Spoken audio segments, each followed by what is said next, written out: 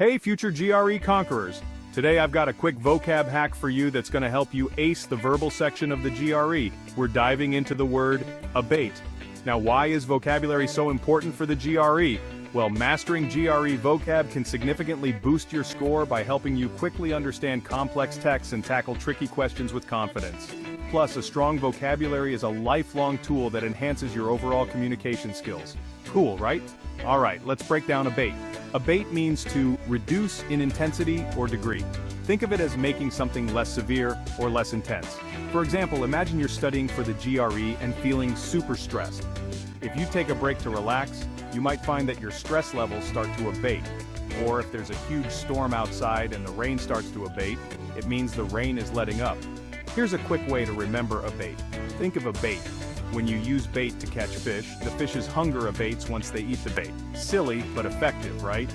Let's use abate in a few sentences to really lock it in. The medicine helped abate the patient's pain.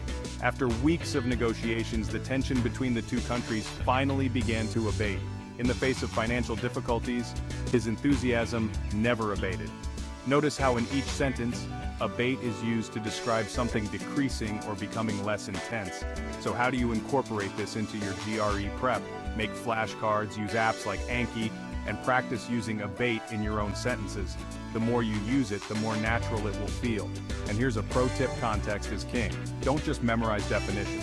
Understand how words work in context. Read articles, novels, and academic papers. The GRE loves to test you on words and context, so the more familiar you are with varied usages, the better.